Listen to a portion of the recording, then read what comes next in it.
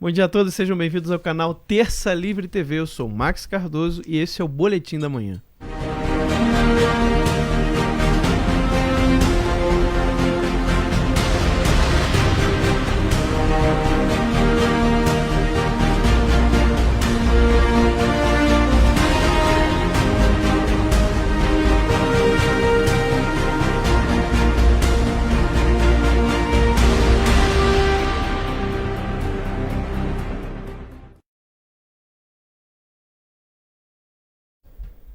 Isso aí, pessoal, estamos de volta com o nosso Boletim da Manhã. Nós pedimos sempre aqui para que você possa dar aquele like aqui embaixo para o nosso vídeo ter mais relevância e também que você possa compartilhar o link dessa transmissão nas suas redes sociais. Não estou aqui sozinho, na bancada tenho comigo Fernando Melo. Bom dia, Fernando, tudo bom? Bom dia, Max, bom dia, facção, bom dia a todo mundo, valeu demais, agradeço a presença de todos aí. Pessoal, vocês sabem que os isentões eles têm a Kombi, né? E nós temos Lacombi. Então cada um tem a sua, cada um tem a Kombi que merece. Vamos lá, galera, senta o dedo no like, compartilha esse link aí, vamos pro pau. Pessoal, não sei se todos estão sabendo, né? Mas hoje o Alan foi entrevistado no Aqui na Band, né? Com o Luiz Lacombi. Então por isso que nós atrasamos também o boletim. Né? Normalmente atrasa, né, Fernando? Mas hoje teve motivo. Hoje eu nem sei se é atraso, né? Hoje é outro boletim, é o boletim 2.0. Pois é, hoje a gente estava assistindo, né? E muita gente do Terça Livre lá no canal da Band, né? A gente viu nos comentários. Os Minions não falham, né, Fernando? Os Minions são fiéis, né? Até o fim, né, cara? Praga. Então por isso que atrasou hoje. Foi muito boa, né, a entrevista, né, Fernando? Pelo que a gente conseguiu ver aqui. Tinha lá um isentão lá, como sempre, né? Mas é bom. Mas é bom pra fazer um. É bom. Pra fazer um. É pra dar escada, né? Isso, pra exatamente. dar escada, porra, né? Exatamente. O que seria do conservadorismo. Tem que fazer o contraponto, né? O maluco tem que chegar lá e falar que na China o catolicismo é aberto, todo mundo vai pra missa. Trocou a imagem de Jesus por Xi Jinping. Não, é porque o Partido Comunista Chinês está muito próximo das famílias. Porque chinês é assim, tá muito próximo. Família, né? A família chinesa tá dentro do Partido Comunista Chinês. Exatamente. É por isso que trocou. Vou compartilhar o link aqui, peço que todo mundo faça o mesmo. Joga aí o link da nossa transmissão aqui nas tuas redes sociais, aquilo que eu sempre digo, né? Chama a tua família pra cá. A gente tem que multiplicar aí a quantidade de militantes em favor de um projeto conservador no Brasil. Nós temos hoje cerca de 70 milhões de eleitores do Jair Bolsonaro, ou seja, eleitores que se simpatizaram ali com a proposta de administração pública de direita, mas desses 70 milhões, menos de 7 milhões se tornaram militantes a ponto de ir pra rua. A gente não coloca 7 milhões de pessoas no Brasil inteiro nas ruas, a gente não coloca. Então vamos pôr a mão na consciência, reconhecer os nossos problemas e vamos começar a lutar para mudar esse cenário. É isso aí. E, Fernando, hoje, né, a gente tá com essa polêmica, essa votação que vai ter hoje sobre a PEC que adia as eleições municipais, né, devido a toda essa loucura do isolamento social, né, a pandemia é real, a gente sabe disso, o vírus é real, é um vírus novo, ele, né, tem pessoas que estão no grupo de risco, que têm comorbidades, elas têm um risco real de vir a óbito, infelizmente, precisam ter cuidado, tudo isso a gente sabe. Porém, o isolamento social, a gente vem falando aqui desde março, não é a solução adequada. Mas foi isso que foi decidido, nós não temos como mudar agora o que já passou, então agora a situação é a seguinte, né? Provavelmente vai ser adiado aí as eleições municipais. Então, o Senado deve votar hoje, terça-feira, a PEC que adia eleições municipais. A proposta de emenda à Constituição que adia eleições municipais em razão da pandemia, né? Na verdade não foi por causa da pandemia, foi por causa do isolamento social. Pelo calendário eleitoral, o primeiro turno será em 4 de outubro e o segundo em 25 de outubro. O relator da PEC, o Everton Rocha, do PDT do Maranhão, defende que o primeiro turno seja adiado para 15 de novembro e o segundo para 29 de novembro. Por se tratar de uma emenda constitucional, o texto será submetido a 2 turnos de votação, o que deve acontecer nesta terça-feira, hoje, e precisa dos votos favoráveis de pelo menos 49 senadores nas 2 votações. Se aprovado, o texto seguirá para a Câmara dos Deputados. O adiamento das eleições passou a ser discutido pelo Congresso Nacional, pelo Tribunal Superior Eleitoral e por especialistas. Entre eles, o grande especialista no assunto, o youtuber Átila Yamarino, né? Grande sábio da internet, monstro, né? Que participou de live com Barroso sobre o tema. A eventual mudança na data, porém, não é consenso entre os parlamentares. Um grupo defende a manutenção das datas, outro defende a realização do pleito em dezembro. E um terceiro defende o adiamento para 2021, o que prorrogaria mandatos de prefeitos, vices e vereadores. O presidente do TSE, Luiz Roberto Barroso, afirma que há consenso sobre o adiamento, desde que para este ano ainda. Isso porque, na opinião dele, a eventual prorrogação dos mandatos pode representar custo alto para a democracia. Bem, nesse ponto, até concordo com ele. A ideia de extensão de mandatos, apesar de popular entre deputados, também não conta com o apoio dos presidentes do Senado, Davi Alcolumbre, e da Câmara, né, o Rodrigo Maia. Notícia do G1. E aí, Fernando, qual é a sua opinião sobre isso aí? Rapaz, tem umas pautas aí no Brasil, né? Tem umas coisas que essa galera faz aí que a gente... É tanta merda que a gente não sabe. Tem umas coisas que aparecem assim, você fica matutando, né? É verdade. Rapaz? Será que esse troço é bom? Será que é ruim? Né? Fica tentando... Gato escaldado é uma merda. Gato escaldado é uma merda. Vê uma pocinha d'água, já fica louco. Ó, de minha parte, eu acho bom. Achei bom. Porque... Então vamos lá, vou defender bem aqui meu peixe aqui, vamos lá. Eu tenho lutado, uma luta pessoal minha, o meu trabalho ele tá focado o quê? Numa formação intelectual do eleitor. Eu botei na minha cabeça um negócio que ninguém me tira, que é, a gente quer transformar o Brasil, a gente quer fazer um Brasil conservador, um Brasil de direito, isso aí é a luta de todos nós. Mas a gente vive num sistema que é um sistema eleitoral medonho, que cada cidadão tem um poder de um voto. O cara que é analfabeto, ele vota um ponto. O cara que tem pós-doutorado em neurocirurgião, ele vota também igual analfabeto. Então, nesse cenário, num país em desenvolvimento, com educação muito precária, mais de 200 milhões de habitantes, mais de 100 milhões de eleitores, o que eu botei na minha cabeça? Cara, eu tenho que formar o eleitor. Eu tenho que pegar o eleitor e fazer esse cara entender. Básico, lógico, a gente não tem que querer ensinar Aristóteles pro cara, Hegel, você vai ensinar o quê, pô? Vamos ensinar o cara o que é direita e esquerda, o que é conservadorismo e progressismo, quais são as vantagens de um Estado se declarar cristão, né? O que é essa baboseira desse Estado laico, né? Quem é realmente a ONU, essas coisas básicas pro cara pelo menos saber assim o mundo que ele tá vivendo, né? O cara pelo menos pousar no planeta Terra. Esse meu trabalho demanda tempo. Sim. Porque a gente vive num país com um déficit educacional muito pesado, e isso que a gente está falando aqui nem entra no campo da educação escolar. Pelo contrário, é totalmente fora da curva, né? Do ensino escolar, da grade escolar. Então eu preciso de tempo para trabalhar o eleitor. Eles estão me dando mais tempo, mais um mês praticamente. A eleição seria no meio de outubro, agora vai passar para 15 de novembro, 29 de novembro, se não me engano, as datas são essas daí. Enfim, final da primeira quinzena, final da segunda quinzena de novembro. Ganhamos um mês para trabalhar. Talvez com esse um mesinho aí de trabalho, a gente consiga aí mais algumas dezenas de vereadores e mais uns 3, 4 prefeitos. Tô feliz, não acho ruim não. O que chateia a gente é a motivação, é uma grande palhaçada. Eu já não aguento mais esse negócio de máscara, de Covid, é uma cachorrada, uma sem vergonhice isso. Virou uma...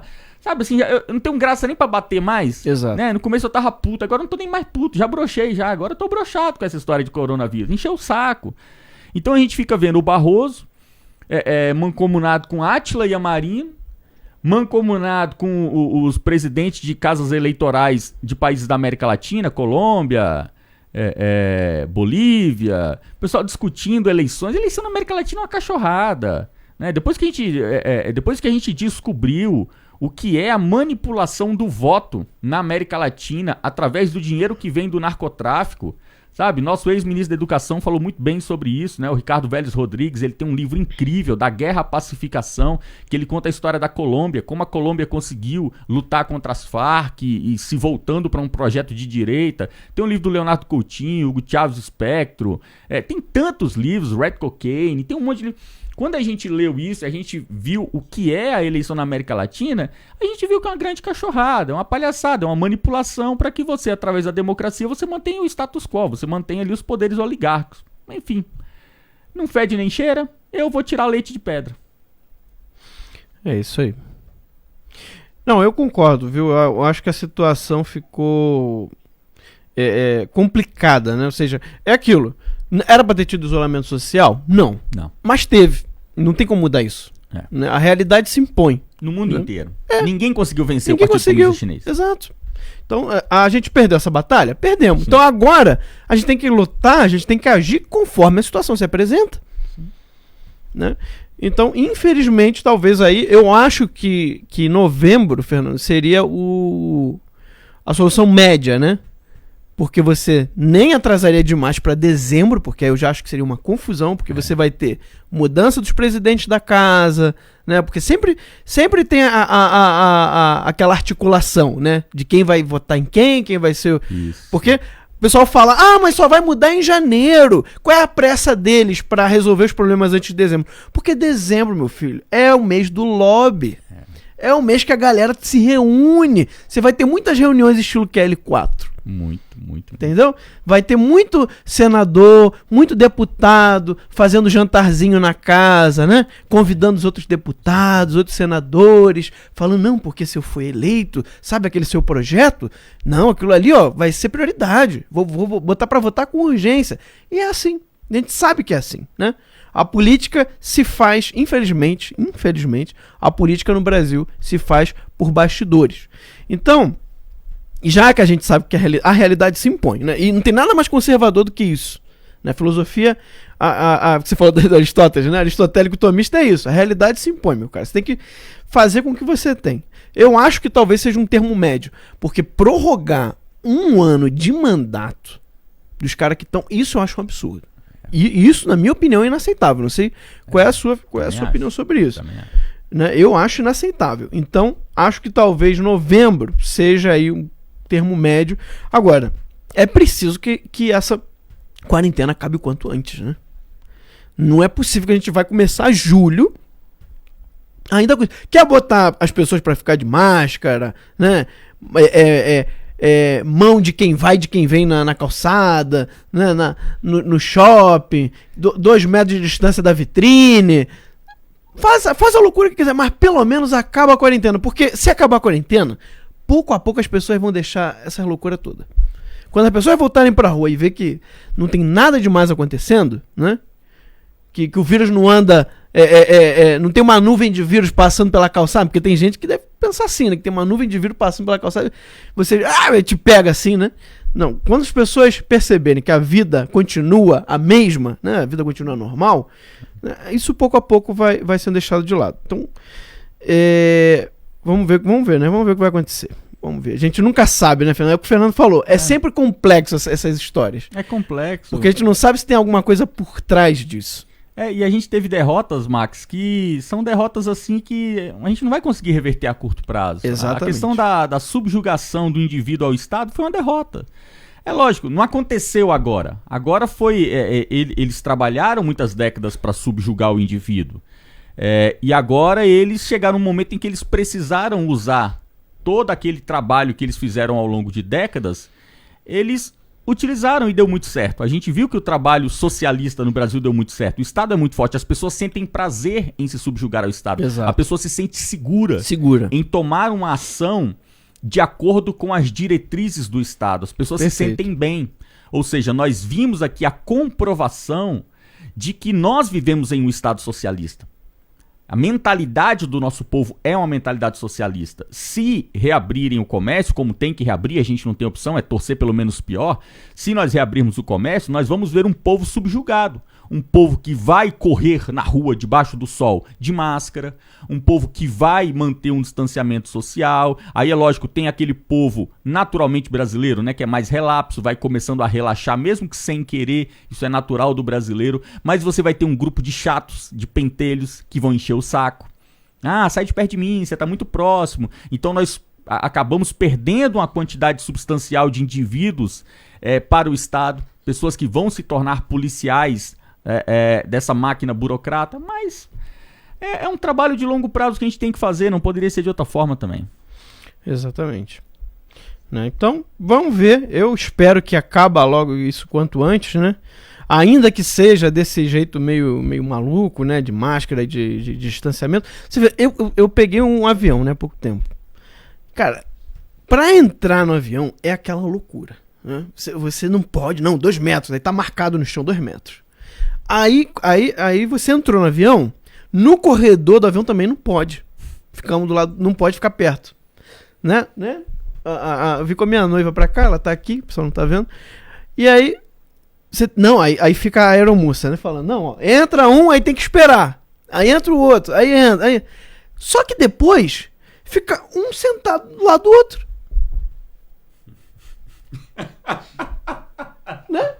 Fica o cara aqui, ó, com o cotovelo quase me cutucando aqui.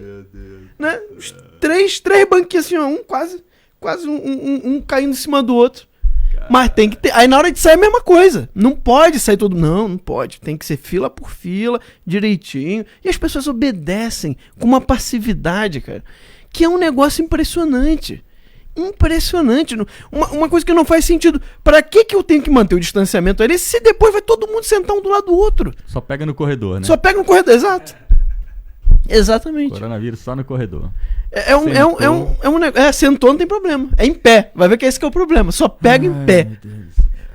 É um negócio assim, cara, de louco. Eu acho que com o tempo as pessoas vão perceber que não faz sentido aquilo ali e vão começar a deixar. Então, pelo menos tirar as pessoas, deixar que as pessoas saiam de casa, eu acho que já é um avanço. Sim. Tá, eu acho que já é um avanço. Eu acho que isso aí já ajudaria a que pouco a pouco essa loucura vá caindo, né? Assim espero, né? Vamos ver cenas do próximo episódio, né? A gente nunca sabe o que vai acontecer de fato. Tem uma outra notícia aqui, né? Só tem notícia ruim, né, cara? O Brasil, difícil, parece cara. o Brasil, né? Parece a pauta do Brasil. Cara, e uma notícia boa, né, cara? Mas tudo bem. Pelo menos o pessoa que comete crime é preso, não deixa de ser uma notícia boa, né? Filho do empresário Mário Peixoto é preso por desvios na saúde do Rio de Janeiro. O empresário Vinícius Peixoto, filho de Mário Peixoto, foi preso... Mário Peixoto é aquele amigo do Witzel, né? Que sempre falavam na época de campanha. Foi preso em casa na Barra da Tijuca, zona oeste do Rio, nesta segunda-feira, por suspeita de envolvimento em um esquema de corrupção em verbas emergenciais na área da saúde para o enfrentamento da pandemia do novo coronavírus. A Polícia Federal confirmou ter cumprido um mandado de prisão preventiva por determinação da 7ª Vara Federal Criminal do Rio. No documento, o juiz federal Marcelo Bretas disse que inicialmente a prisão foi convertida para domiciliar devido à suspeita do investigado ter contraído o Covid-19, mas que o prazo de isolamento já esgotou. Então na verdade já tinha acontecido. Bretas destacou ainda que neste período Vinícius alterou dados em uma offshore, o que levanta suspeitas sobre tentativa de encobrir eventuais desvios ou colaboradores. Em nota, o advogado Alexandre Lopes disse estar chocado com a prisão do cliente, sem nenhum motivo legal. Decisões arbitrárias costumam ser revogadas prontamente pelos tribunais brasileiros, escreveu Lopes. De acordo com a PF, a ação de hoje é um desdobramento da Operação Favorito, que prendeu o empresário Mário Peixoto em maio deste ano, né? A ação de ontem, perdão, né? A investigação apura um esquema complexo de corrupção, nós já falamos aqui várias vezes, em atividade desde 2012, inclusive, na área da saúde do Rio de Janeiro, que seria chefiado por Peixoto. Os investigadores calculam que os danos aos cofres públicos passem de 500 milhões de reais, né? São sempre milhões. Na última sexta, dia 19, o Ministério Público Federal denunciou à Justiça 17 pessoas investigadas na Operação Favorito. Entre elas estão Mário Peixoto, o filho e 2 irmãos do empresário. A família toda reunida, né? Não pode separar a família, né, Fernando? Essa família é muito unida. É muito unida, é isso aí. Mas é muito oriçada também, né? A galerinha rouba juntinho, todo mundo. Cara, a gente vê, mas eu fico assim, sempre sentido, né, Max? Porque o estado do Rio, né? É um estado que sofre demais. Sofre muito, cara. O estado do Rio é um estado que sofre demais. Você vê a história do Rio de Janeiro, é uma história de sofrimento. E sofrimento porque, como a gente está falando aqui da primeira pauta, o povo do Rio de Janeiro aprendeu a conviver com o Rio de Janeiro. Né? Exato. As pessoas aprenderam a ter no seu celular o aplicativozinho do tiroteio. Né? Sim. Acordo de manhã, abro o aplicativozinho do tiroteio, vejo onde estão trocando tiro. Não, hoje não dá pra ir por aqui, eu vou por ali e tal. Cara, isso é ridículo. Exato. Mas as pessoas aprendem porque vai fazer o quê? Não posso sair daqui, não posso sair do Rio, moro aqui, não tenho condições financeiras pra ir pra outro estado, não tenho parente em outro estado. A pessoa fica ali, aí se adapta, né? Você pode pôr um leão lá na rua, o cara, não, vai por ali, né? Então, ali tem um leão, né? Então dá uma volta aqui. É que aquela calçada é do leão. É, aquela calçada lá. Pô, é ridículo, cara, mas há quantas décadas, né, que o Rio tá nessa situação? A gente fala do Rio porque é um caso assim... Exemplar, também, é um caso exemplar. Não tem como você comparar nenhum outro... Não tem como você comparar nenhum lugar do Brasil ao Rio de Janeiro. Então, assim, a gente fica vendo essa situação, aí você pega um caso desse. 500 milhões de reais. Cara, um país pobre. 500 milhões de reais são almas, são vidas. São vidas. São vidas que são ceifadas por causa desse roubo, mas também aprendemos a conviver com isso. Exato. Pessoas morrem, né? Corrupção, todo mundo é ladrão, né? Então, nós temos aqui, Max, aí assim, eu acho que nós, principalmente nós, né? Você que tá aí no chat com a gente, você que é cristão, você que sabe o que é a igreja, você que sabe qual é o verdadeiro sentido desta vida aqui na Terra, qual é o verdadeiro sentido do que vem após isso. Eu acho que nós temos que sempre, sabe assim, nós temos que sempre estar muito cientes do papel que a gente tem a desempenhar aqui. E de não nos conformarmos com esta vida, né? Não nos conformarmos com isso daqui. Porque esse ensinamento cristão, ele também nos ensina a sermos cidadãos que não se conformam com o estado de coisas aqui nessa terra também. Sabe, eu lembro sempre daquele texto do apóstolo Paulo, né? Para que a gente ore pela igreja, para que a gente ore pelos governantes, para que tenhamos paz na terra, para que a igreja possa fazer o seu trabalho. Sabe, não tem como nós não nos voltarmos para essa luta de longo prazo. A gente tem que mudar o imaginário brasileiro e temos que mudar a forma como o cidadão brasileiro vê o Estado. Sabe, nós temos que chegar num dia onde o cidadão do estado do Rio de Janeiro queira a mudança. Porque o estado do Rio de Janeiro jamais vai mudar, enquanto o indivíduo do estado do Rio de Janeiro não mudar. Sabe, a gente tá vendo, o secretário assume, menos de 30 dias o cara pede pra sair, porque ele vê as contas ali do estado e ele fala, cara, não vai, se eu assinar isso aqui eu vou pra cadeia daqui a pouco. Exatamente. Eu não vou ser secretário de saúde, eu vou ser testa de ferro do governador. Tá, agora, cara, e o governador, o que vai acontecer com ele? Não, vamos ver, porque tem um processo de impeachment que estão dando encaminhamento, aí vai mandar lá pra ver se a Assembleia aceita, se dá procedimento, aí tem o STF, pai bola, TSE, STJ. Tem que mudar todo esse estado de coisas. É uma vergonha isso, e que nós, aí eu peço a todos vocês aqui, pra terminar, eu peço a todos vocês que estão no chat, não se submetam, não se acomodem, nós somos a minoria. Nós somos um grupinho que diante de todo o país, diante de todo o eleitorado brasileiro, nós somos, de certa forma, se você for falar matematicamente, insignificantes. A gente tá aqui, a gente coloca 30 mil pessoas no Terça Livre pra assistir a gente. Pô, é gente pra cacete? É, gente pra cacete. Se você pensar num canal de YouTube fazendo uma live de manhã, comparado a todo mundo que tá neste momento na grande mídia, consumindo conteúdo da grande mídia, é nada.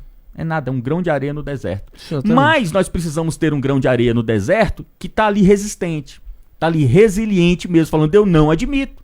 Sabe, eu não admito. Não admito assim, nem que você tenha que ser a voz que prega no deserto. É, né? Isso aí, a voz que clama no deserto. Nem que você tenha que ser o João Batista da história, sabe? E no final, de repente, você vai até morrer decapitado. Mas a tua luta tá ali. Exato. A tua luta tá ali, a tua missão tá ali. Então você que tá aqui no Terça, Tem uma frase muito boa que eu li ontem, que é o seguinte: a desonestidade emocional ela pode ser perdoada, porque a pessoa não sabe o que faz, mas a desonestidade intelectual é imperdoável. Exatamente. Você obteve um conhecimento, você que está aqui no Terça Livre, você riu, você chorou, você ficou puto com a história do STF, você já deu risada, você já viu o Alan cantar, mas em toda essa história, por todo esse tempo de vida que você teve aqui no Terça Livre, você obteve um conhecimento. E agora, meu amigo, desonestidade intelectual, você não tem o direito de aplicar. Então você aprendeu algo que foi dado a você e levou a você, junto com esse ganho da consciência, do conhecimento, uma responsabilidade social, cívica até. Você tem que ser essa voz que clama no deserto, você tem que ser essa resistência no Brasil, você tem que ser esse cidadão que não admite ter um governador, ter um secretário de saúde, que tem 500 milhões nas costas, pô, devendo, de roubo, de corrupção, de desvio de verba ou de má aplicação da verba. Você não pode, sabe? Que sejamos a resistência se necessário for. Exatamente. É uma situação de você não se conformar com o status quo. Porque o que acontece? Vamos ser bem honestos aqui agora. Bem honesto. Não seria muito mais simples a gente ficar na nossa casa, ganhar o auxílio emergencial lá do governo e não falar nada, né? Não arranjar problema, não vai ter busca e apreensão na sua casa, né? Não, ninguém vai ficar xingando você todo dia, né, na internet, assassinato de reputação, né, ficar te intimando para depor na Polícia Federal, né? O Alan hoje tem essa intimação aí de depoimento na Polícia Federal, né? Não seria muito mais simples isso? Claro que seria. Mas diante de Deus, né, como é que eu vou falar com Deus depois? Que eu simplesmente fechei os olhos da minha consciência e por mais que eu visse uma situação injusta, por mais que eu visse uma situação que eu não concordasse, eu simplesmente acomodei e deixei a vida me levar. Né? Eu não consigo fazer isso. Eu não conseguiria dormir à noite com isso. Eu prefiro ter a dor de cabeça, eu prefiro ter o incômodo, eu prefiro sair do sofá, tá? Ter que batalhar, apanhar, porque aqui a gente apanha todo dia, né, Fernando? Todo dia a gente apanha na internet. Todo dia. Né? É intimidação, porque a gente sabe que esses inquéritos não vão levar a lugar nenhum. A gente sabe que não tem crime nenhum acontecendo, mas eles querem o quê? Intimidar. Né? É o Estado, né, com o poder dele, intimidando indivíduos. É isso que a gente está vendo. Não seria muito mais fácil, né, todo mundo ficar com aquele discurso lá, daquele cara lá aqui na Band, né? Sim. Não, a polarização é muito ruim, não leva a lugar nenhum. Né? Ou seja, mantém tudo do jeito como sempre foi, né? Fica tranquilo, tá tudo bem, tá tudo certo, né? Vamos conversar, né? Mantém os esquemas, né? Dá muito menos trabalho. É verdade, dá muito menos trabalho, muito menos dor de cabeça. Você ainda ganha dinheiro fazendo isso, tá? Porque muita gente quer ficar na sonolência, né? Muita gente quer ficar naquele estado ali, né, de torpor, né? Você vai consumindo, você vai dando alguma coisinha pro cara, não, faz a live lá do sertanejo pra galera, né? Pra galera, dá o auxílio, né, o dinheirinho pra galera, dá uma cesta básica pra galera, que aí todo mundo fica de boa. Não podia fazer isso? Podia. Mas a gente não pode aceitar isso. Será que lá no fundo da sua consciência, se você fizesse isso, não ia ficar te incomodando? A mim ficaria. Por isso que eu tô aqui. Porque eu acredito que as coisas precisam mudar. Eu acredito que o Brasil tem solução, sim. Só que não vai ser fácil. E não vai ser de uma hora para outra. Inclusive, eu acho que eu já tô vendo coisa demais no meu tempo de vida. Eu acho que a gente nunca veria um presidente conservador no meu tempo de vida eleito. Já vimos. Né? Agora, o que a gente precisa mudar? A gente precisa mudar a Câmara. A gente precisa colocar mais deputados conservadores na Câmara. E a gente precisa botar mais senadores conservadores no Senado. Tá? Eu costumo dar um exemplo seguinte. O Trump só não sofreu impeachment. Por quê? Porque ele tinha maioria no Senado americano. Sim. O processo de impeachment dele era ridículo. Ridículo. Inclusive tinha indícios do Partido Democrata cometendo crime, como agora já se confirmou. Mas já na época do processo já tinha esses indícios. Mas a Câmara dos Deputados votou a favor do impeachment do Trump. Com um processo ridículo. Por que votou a favor? Porque eles eram maioria. Só que no Senado, os republicanos eram maioria. Então eles foram segurar o processo. Agora aqui no Brasil, se acontecer a mesma coisa no Brasil, o Jair só tem o povo. A maioria dele é povão, povo brasileiro. Porque Congresso, nem na Câmara, nem no Senado. Se eles conseguirem pautar algum processo de impeachment, aquilo ali passa. Se o povo não se revoltar, né, não fizer pressão, não sair na rua, passa. Tá? Passa fácil. Assim como aconteceu com o Trump, mas ele tinha lá o Senado. Então o que a gente precisa agora? A gente precisa agora colocar deputados conservadores, senadores conservadores. Graças a Deus, os deputados parece que estão acordando, né? Os deputados, pelo menos, as notícias que têm chegado a mim nos últimos dias, últimas semanas, é que os deputados estão se movimentando, estão entrando, né, com os devidos processos, estão fazendo a pressão que eles têm que fazer. Claro, eles estão lá para isso, né? São poucos, dá nem duas mãos, né? Se a gente for contar os deputados conservadores que a gente tem hoje, não dá nem duas mãos. Né? Os senadores, parece que agora, né, daqui a pouco a gente vai falar, também parece que alguns acordaram. Senadores é pior, acho que não conta nenhuma mão, né? Não conta nenhuma mão. Então, a gente precisa agora fazer o quê? Ocupar espaços políticos. Tá? Não tem outra solução. E não só política eleitoral. O curso Povo no Poder, o Alan abordou muito sobre isso para quem fez. Né? A gente precisa ocupar todos os espaços da sociedade. Produção da cultura, judiciário, né? o direito, associações, instituições de advogados, juízes. A gente precisa ocupar espaço, a gente precisa de gente fazendo de tudo no Brasil. Porque a esquerda fez isso.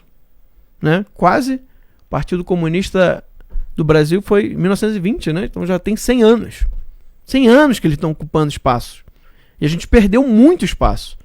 Agora, a gente precisa fazer esse processo de volta. Não vai acontecer amanhã, não vai acontecer semana que vem, nem ano que vem. Tá? Isso é um processo longo, duradouro. Mas, se a gente ficar parado, se a gente ficar acomodado, que seria muito mais fácil, nunca vai acontecer. Então, é partir para a luta mesmo. Né? Veja aquilo que você saiba fazer e ponha as suas energias, tá, em prol disso. Você acredita nisso? Você acha que as coisas precisam mudar? Então, você precisa fazer. Ninguém vai lutar por nós. Tá? O Terça Livre tem feito seu papel. O Fernando Melo tem feito seu papel. Então, se cada um fizer, a gente consegue um Brasil, pelo menos, um pouco melhor, né, do que a gente tem hoje. Fux devolve para TRF1 ação sobre perícia em celular de advogado de Adélio. Né? O ministro do STF, Luiz Fux, devolveu nesta segunda-feira, ontem, né, dia 22, para o Tribunal Regional Federal da Primeira Região a ação que discute se a Polícia Federal poderá periciar o telefone celular do advogado de Adélio Bispo de Oliveira, que esfaqueou o então candidato à presidência da República, Jair Bolsonaro, em setembro de 2018. Aí está aqui a fala do Fux, né? Exposites, né? Sempre um latinzinho para ficar melhor. Não conheço do mandado de segurança, ante a manifesta incompetência desta corte e ao negar-lhe seguimento, determino sua devolução ao TRF1. Uma eventual autorização para perícia no aparelho poderia reabrir as investigações sobre o atentado sofrido por Bolsonaro. O celular e outros aparelhos do advogado Zanoni Manuel de Oliveira foram apreendidos em seu escritório em uma operação da PF em dezembro de 2018. Esta é a primeira vez que o episódio da facada chegou no âmbito do STF. O processo sobre a perícia foi analisado antes pelo TRF1, que decidiu remeter o assunto ao Supremo, por considerar que envolve sigilo profissional garantido pela Constituição. A ação em favor do advogado foi movida pela OAB. Em março de 2019, a entidade conseguiu no TRF1 uma liminar cancelando o pedido de quebra de sigilo nos materiais apreendidos no escritório. Fernando, a gente estava com aquela expectativa semana passada, né, de alguma novidade, né? O pessoal fez aquela movimentação no Twitter. Motivada pelo Jair. Pois é, mas parece que não foi dessa vez, né? Eu, de minha parte, eu entreguei as cartas. Eu desisti do ponto Adélio aí, pra mim, passado, eu não toco mais nesse assunto, cansei, enchi o saco. Porque foi passado pra militância que, né, estávamos quase lá, né, com a mão na taça.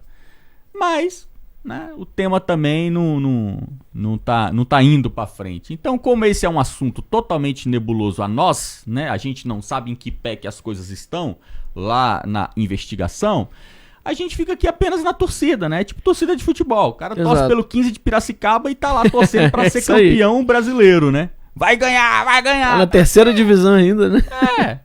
Aí virou nós aqui, né? Os Minions torcendo pela resolução do caso Adélio. É torcida. Lógica nenhuma, né? Então, se algum dia nós tivermos sinais vindo aí por parte da esfera federal de que o caso está andando, de que vão avançar, de que vão descobrir, aí eu volto a ficar pilhado. Eu não vou mais gastar energia, neurônio, coração com essa história aí. Não compensa sofrer por esse caso. É um caso ridículo para resolver. É ridículo resolver o caso Adélio. É ridículo. Você pega 2 estagiários da Polícia Federal, eles resolvem o caso Adélio. Você tem celular apreendido, você tem computador apreendido, você tem extrato bancário, você tem testemunhas, você tem todo o itinerário que o cara percorreu, você tem a participação dele em partido político no Brasil, você tem tudo que você... Sabe assim, a gente assiste CSI, né? CSI, aí você vai lá, o cara bota um pozinho lá na mesa, aí descobre uma digital, pronto. Aí ele pega o serial killer com a digital da mesa. Sabe, o caso Adélio, a gente não tem a digital. A gente tem até o Adélio. Você tem tudo, velho. Você tem até o corpo material do serial killer. Você tem tudo no caso Adélio. Só falta descobrir quem mandou ele matar. E a gente não descobre. Então eu não vou gastar meu fígado com isso mais. Não compensa, né? Eu vou gastar meu fígado com outras coisas mais gostosas aí. Pois é. Não, tem cada situação ali naquele caso que grita, né? Que clama aos céus, né? Eu diria. E como que alguém pode ter a cara de pau de simplesmente chegar e falar, não, ele agiu sozinho. Lobo solitário. Lobo solitário. Né? Ninguém sabia de nada, ele não falou pra ninguém nada, era simplesmente algo deu na cabeça dele ali, ele tava ali por acaso, né? E fez. E por acaso chegaram 4 advogados, né, dos melhores do Brasil, né, em tempo recorde. Né? Pois é, o Mauro fala uma coisa que ficou na minha cabeça, cara, de fazer a conta do tempo que a notícia saiu e o tempo que os advogados demoraram para chegar em Juiz de Fora, né? Foi recorde. Né? O tempo. Será que havia tempo? Porque se foi voo comercial é pior ainda, né? Não, os caras tinham jatinho, isso aí. Pois é, mas mesmo para um jatinho, você precisa, acho que, de 50 minutos antes.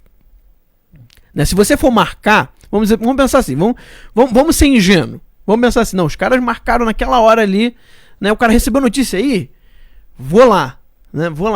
Aí ele tem que, né, marcar lá com o piloto, com tudo, e aí vamos lá, 50 minutos antes. Então teria 50 minutos antes para arrumar tudo. Depois o tempo de voo até o aeroporto. E depois o tempo do aeroporto até a delegacia de trânsito. Isso. Se a gente fizesse essa conta, Fernando, eu tenho curiosidade, cara, eu acho que eu vou fazer isso. Eu vou tentar buscar essas informações aí para depois ver qual é a conclusão que a gente chega. Botar na revista Na revista Terça Livre. É isso aí. Botar na revista. Muito porque bom. É impossível que o cara tivesse já marcado o avião antes. Né? Isso já seria um indício forte. Com certeza. Agora, o triste é o seguinte, é a gente ter que fazer esse trabalho. Não, então, aí também é título de curiosidade, Max. Pois é. Porque nós também não vamos resolver nada. Não vamos resolver nada. É só por curiosidade. É só por curiosidade. Mas é aquilo que eu tô falando, mas é triste a gente ter que fazer esse trabalho. Mas bem, eu também já tô um pouco de saco cheio desse assunto, cara. Porque a coisa poderia ser muito, muito melhor, muito mais rápida e a gente tá aqui, ó, dando murro em ponta de faca. Não tem outra palavra. Vamos lá, vamos para a próxima pauta aqui. A apresentação do relatório do PL das fake news é adiada para quarta-feira. O relatório do senador Ângelo Coronel sobre a PL 2630, lembra do Ângelo Coronel, né? Você tem lá 2 ou 3 edições na nossa revista há pouco tempo, né? Mês passado, falando de vários casos em que o nome dele aparece, né? Vários processos que o nome dele aparece e que infelizmente até hoje não andaram, né? Misteriosamente teve um incêndio, né? Não sei se você soube disso, teve um incêndio lá, né? A polícia ia ver os registros financeiros do Ângelo Coronel quando ele estava lá na Assembleia Legislativa da Bahia, só que um pouco tempo antes teve um incêndio dentro da sala onde ficavam os registros financeiros. Puta merda, que azar, bicho. E justo na estante que tava o registro financeiro do senador Ângelo Coronel. Ele ficou triste porque ele queria provar que ele era inocente, o Fernando. Perdeu a oportunidade. Perdeu a oportunidade. Que merda. Força, guerreiro. E o bombeiro falou que foi curto-circuito. Cucuito. É cucuito, como diria o Didi Mocó, cucuito. Pois é. Deu cucuito lá na prateleira. É isso aí, a vida é assim. Segue lá, Ângelo. Pois é, então esse mesmo aí, senador Ângelo Coronel, é o relator da PL 2630, o projeto e ele também é o presidente da CPMI das fake news. Coincidência, né? E é o mesmo que virou o relator da PL 2630, sobre o projeto da lei das fake news, de autoria do senador Alessandro Vieira. Não será apresentado, né? Não foi apresentado segunda-feira. A nova previsão é para amanhã, quarta-feira. Em acordo com líderes e presidente do Senado, Davi Alcolumbre incluiu o projeto na pauta do plenário virtual desta quinta-feira, dia 25. Ele é rápido, né? Davi Alcolumbre, quando quer, trabalha bem, né? O gordinho é ágil. Agora, e aqueles pedidos de impeachment que vai ter mais um que a gente vai falar daqui a pouco? Por que não pauta também para votar? Não, é só botar para votar. Pode até perder. Mas por que não põe pra votar? Mas aí, como diz o Renan Calheiros, né? Pra que o assodamento? Pra que essas decisões assodadas, né? Vamos devagar, democracia exige paciência. Rapaz, eu vou te dizer, o Brasil tá daquele jeito, meu amigo. O Brasil tá daquele jeito. É força aí pra todo mundo que tá aí, né? Vamos segurar a onda aí, porque não tá fácil. Não tá fácil. São muitas derrotas e muito suspense na vida das pessoas que apostaram tudo na chegada de um projeto de direita, um projeto com propostas realmente que fariam uma ruptura para com tudo aquilo que a gente vive no Brasil em todas as áreas, né? A gente tem que lembrar aqui que nós apostamos muito na área de segurança pública e muito na área conservadora, né? Na questão de lutar contra o aborto, lutar pela propriedade privada, pela posse de arma. Então o eleitor apostou muito. O eleitor do Jair Bolsonaro, ele é alguém que colocou muita ficha nessa proposta de governo. E infelizmente a gente não tem um país preparado para levar essas pautas para frente. E estamos pagando preço por isso. Porque a gente está pagando o preço de ver uma administração pública onde você tem apenas o líder, você não tem um exército. Ah, Fernando, mas tem a militância. Pessoal, orgulho, fico feliz, a gente vê isso. Estávamos aqui na manifestação domingo, a gente sabe, tem milhares e milhares e milhares de pessoas dispostas a ir pra rua. Mas é pouco, ainda é pouco. A gente tem um trabalho muito grande de conscientização para fazer, sabe? Muito grande. Nós ainda temos que pegar esse pouquinho que nós temos e treinar ele, né? Capacitar o pouquinho que nós temos, porque a gente já tem muito pouco. E grande parte do pouco que nós temos não tem capacitação ainda para saber como lutar. É aquela pessoa cheia de boa vontade que está disposta a tudo, ir pra rua e tal, mas não sabe manusear as ferramentas ainda. Então isso atrapalha um pouco. E um mundo de pessoas que já conseguimos ganhar na questão do voto para a direita, mas ainda não ganhamos para a questão de abraçar a luta como sendo sua. São pessoas que acreditaram no voto e que, votando, a administração pública por si lutaria e venceria. Então é uma luta muito grande. A gente vê essas derrotas que a gente sofre, eu não coloco, sabe assim, eu não coloco nas costas do Bolsonaro. Eu não encaro assim as derrotas. A gente vai falar sobre sobre a questão do MEC, que voltou atrás, foi regredida, o que seria o início de uma luta contra as cotas no Brasil, foi recuada, a gente vai falar sobre isso. Eu não coloco essas coisas nas costas do Jair apenas, sabe? Falar assim, o Jair Bolsonaro é fraco. Não coloco. Porque não há preparação, não há embasamento, sabe? Não há embasamento. É aquela coisa assim, eu fico sempre com aquela imagem do exército, né? Quando você tem uma frente de batalha e você tem as fileiras de guerra, e você vê as fileiras de guerra avançando, o papel da segunda fileira é dar o suporte da primeira. Quando a primeira pensa em recuar, fraqueja, fica ali temerosa, a segunda fileira vem e encoraja, e a terceira encoraja a segunda. É um empurrão, por isso que você forma pelotões, né? Eu acho que a situação que a gente tem hoje no Brasil é essa falta desse pelotão, é a falta das fileiras cerradas ali, uma dando apoio à outra, e a gente é lá na frente o Jair. E o exército que a gente tem, que sim, nós temos um exército, mas ele está muito esparso, está muito separado, não dá para formar uma fileira, a gente tem que se organizar. Mais uma vez, o Olavo de Carvalho tinha razão, a gente elegeu um presidente sem ter um país de direita. Pois é. Então, aproveitando que o Fernando já entrou aqui na pauta do MEC, vamos falar sobre ela. O que aconteceu, né? Você que talvez, né, tinha muita gente aí que criticava o Abraham, né? O pessoal da militância mesmo não tanto, mas tinha muita gente que se dizia mais conservador e tudo, e criticava o Abraham. Então, a saída dele é o começo, sabe o comecinho da mudança, assim, você... Já viu aqueles sistemas que o pessoal faz? Você aperta o negocinho assim, aí a bolinha vai até chegar lá no final. Então, a saída do Abraham é isso, né? Pode parecer nada, fez assim, ó. Tum. Só que agora você começou um efeito que não vai parar mais. E a primeira coisa que aconteceu é isso aqui. MEC revoga a portaria que acabava com incentivo a cotas para negros, indígenas e pessoas com deficiência na pós-graduação. O MEC tornou sem efeito a portaria assinada pelo ex-ministro Abraham Weintraub, que acabava com incentivo a cotas para negros, indígenas e pessoas com deficiência em cursos de pós-graduação. A revogação foi publicada no início da madrugada desta terça-feira, dia 23, no Diário Oficial da União, e foi assinada pelo ministro interino da pasta, Antônio Paulo Vogel.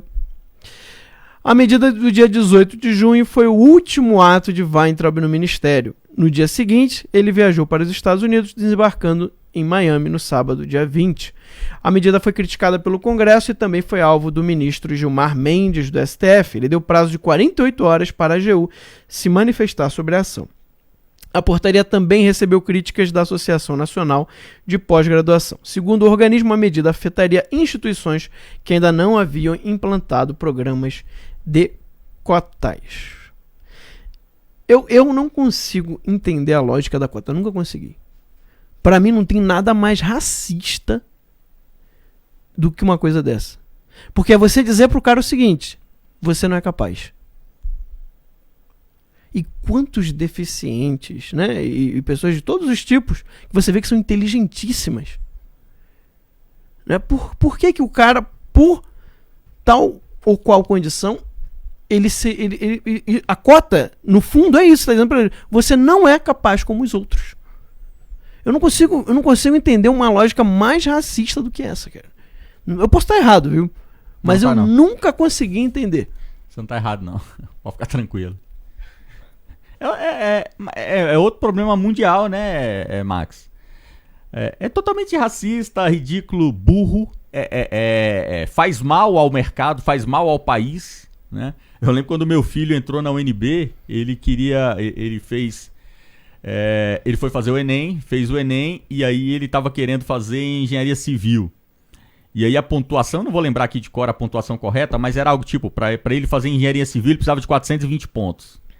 E aí ele acabou fazendo engenharia mecânica, ele pegou uns pontos abaixo de 420. E eu lembro que na sala que ele entrou, que ele tirou uns 400, assim, faltou pouco. Na sala dele teve gente que entrou com 220, com 280. Por quê? Porque o cara tava nas cotas. Então, aí você pensa o seguinte, tá, tudo bem. Aí o cara que é progressista, se lascou, seu filho se deu mal, quem mandou nascer branco e tal. Beleza. Quando essa turma sair da UNB e for pro mercado de trabalho, uma turma de engenheiros vai sair da UNB e vai para o mercado de trabalho. Não vai ser uma turma homogênea. Não adianta esse pensamento progressista idiota. Não, vamos jogar todo mundo na universidade, que quando chegar lá, aí a gente vai ter uma estratificação, né? As pessoas que passaram com menos pontuação, com 280, e o cara que passou com 400, lá todo mundo vai ter a mesma instrução e todo mundo vai sair de lá com 1000 pontos, nível. Com 400 pontos. Todo mundo vai sair igual. Não sai, meu amigo.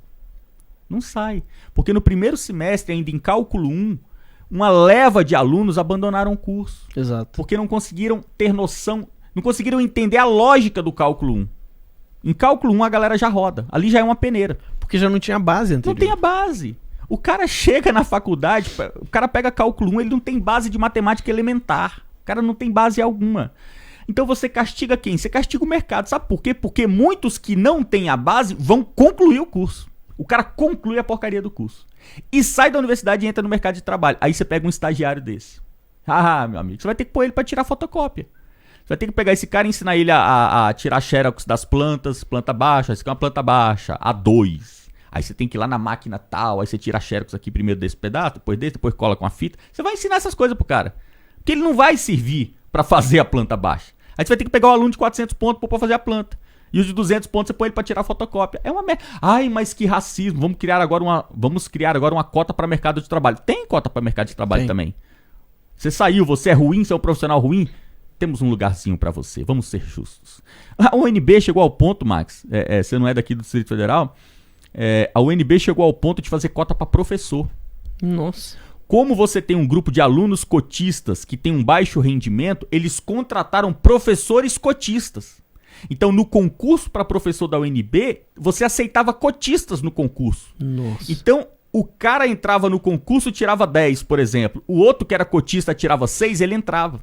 Porque ele seria também um professor que falaria a língua dos cotistas. Chegou a ter isso. Se você não sabe, tem cota para funcionário público. Hoje no Brasil existe cota para funcionário público. A gente tem cota para transexual. Você vai fazer um concurso público, o cara é transexual, né? E tem uma cota pra entrar. Ele tem uma cota pra ele, porque vamos ser justos, né? Afinal de contas, né?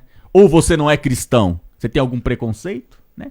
É a maluquice, é a burrice que castiga o próprio povo, castiga a própria nação. O país vai pagar o preço, o país paga o preço disso, nós pagamos o preço disso, né? Nós temos déficits aí que são déficits causados por termos largado de mão a defesa das nossas tradições, da nossa ética, da nossa moral, da nossa sociedade.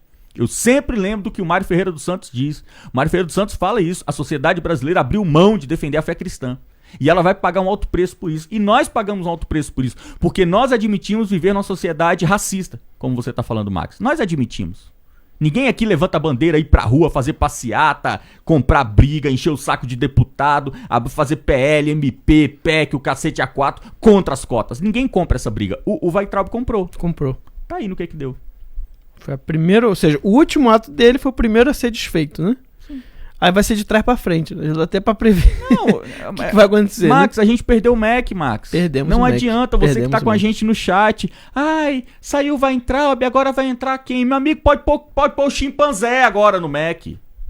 Você pode pôr o meu cachorro fuleco. Você pode pôr um general, um capitão, um bombeiro, professora do ensino fundamental. Qualquer um. Nós perdemos o Mac. Nós não perdemos o Weintraub.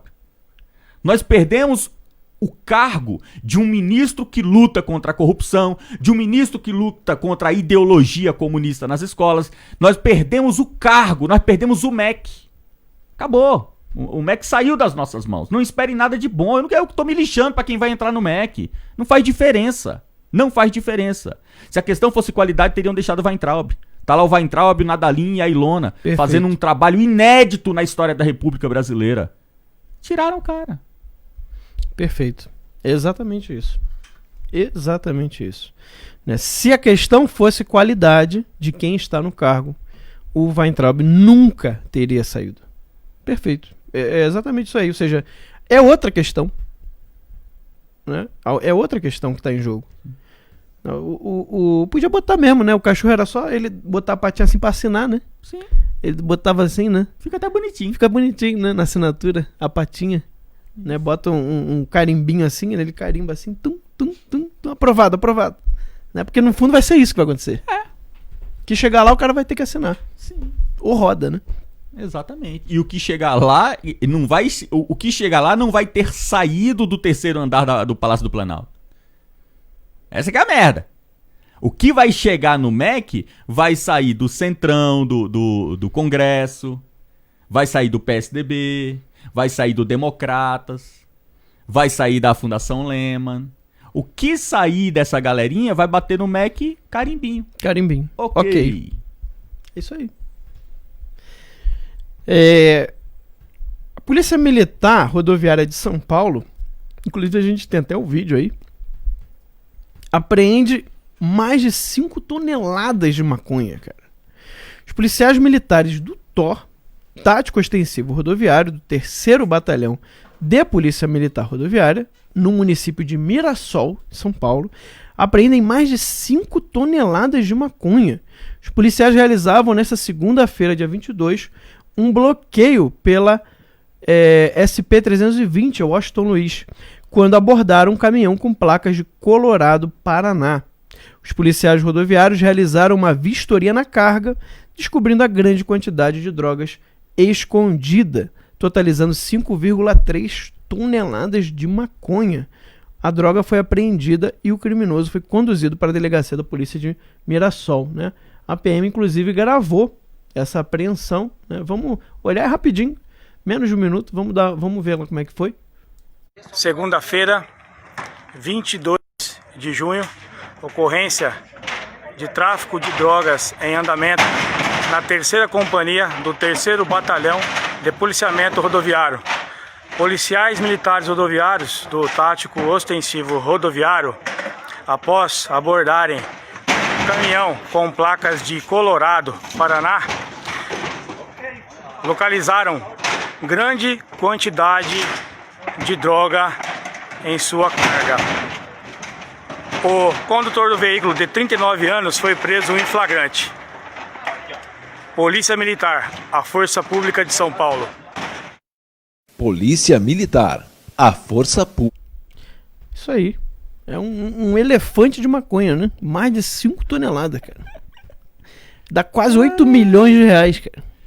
É muito coentro, meu pai. Jesus! Meu Deus do céu. E a gente achava que era o Moro que pegava pois é. O bagulho todo, né, bicho? Não. Parabéns aí pra Polícia Rodoviária Federal. Parabéns aí pra Polícia Federal. Parabéns pro policial brasileiro, né? As forças policiais brasileiras trabalham apesar do sistema. Elas trabalham e ainda conseguem tirar aí leite de pedra, né? Ainda conseguem aí resultados expressivos como esse resultado que tá aí. Graças a Deus nós temos uma equipe administrativa. O governo Bolsonaro, é porque a gente, Max, a gente foca... É lógico, também cada um com a sua natureza. Uhum. A gente foca muito no aspecto conservador, que Sim. é a nossa pauta. É pra Sim. isso que a gente tá aqui. Né? Nós não estamos aqui pra ficar falando de asfalto, de portos e tal. Mas a equipe de administração do Jair Bolsonaro é uma equipe muito boa. Muito boa não, porra, desculpa, Tarcísio, te ofendi. A equipe é do caralho. A equipe administrativa do Jair Bolsonaro é uma equipe... Bicho, os caras são uns monstros, velho. Os caras são uns monstros. Se você pegar Ricardo Salles, pegar Tarcísio, pegar Paulo Guedes, você pega essa galera aí, essa galera bota pra lascar, meu irmão. Bota pra lascar mesmo. Então, é um grupo muito... Max, apesar de tudo, nós teremos até 2022 resultados muito grandes para o Brasil. Resultados muito bons para o Brasil. Resultados no âmbito da administração pública, da prestação de serviço público, execução de projetos, criação de projetos que realmente mudem o dia a dia do cidadão brasileiro. Nós teremos coisas muito grandiosas no Brasil até 2022 que muito provavelmente levarão a uma reeleição do Jair Bolsonaro. Exato. A pauta conservadora, ela tá pausada, tá em stand-by. Mas também... né? A gente tá aqui num trabalho também para ensinar as pessoas o que é conservadorismo. É uma pauta que nem temos muita demanda ainda por parte do eleitor. A gente não tem um mundo de eleitores lutando pela criminalização do aborto. Não tem. A gente tem que gerar essa demanda ainda.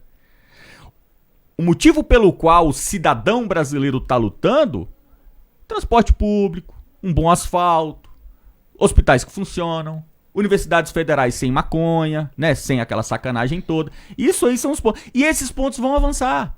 Esses pontos vão avançar. Porque são os pontos, Max, que a ala liberal do governo também quer avançar. E que também é uma ala muito boa. Nós não podemos esquecer, esse governo é um governo de aliança. Sim. É, liberais e conservadores. Conservadores, beleza. Vestiram a camisa ali de reserva e estão no banco esperando chegar a vez deles. O time que está em campo é o time liberal. Então, tá bom. O time vai lutar, né? No âmbito liberal também é um time muito bom. É um time inédito no Brasil. Vamos lá. Pau na máquina. Exatamente. E essa saída voltando à pauta do MEC, essa saída do Weintraub, né, não fica por aí, porque o Weintraub ele mexeu no vespeiro, né, ele mexeu num dos maiores vesperos que esse país já teve, né? Então, o que está acontecendo? Ele vai continuar sendo perseguido. Senador pede que embaixadas rejeitem indicação de Weintraub. O senador Randolfo Rodrigues, do Rede, Amapá, encaminhou nesta segunda-feira, dia 22, ofícios às embaixadas em que solicita a rejeição da indicação do ex-ministro da Educação, Abraham Weintraub, ao Banco Mundial.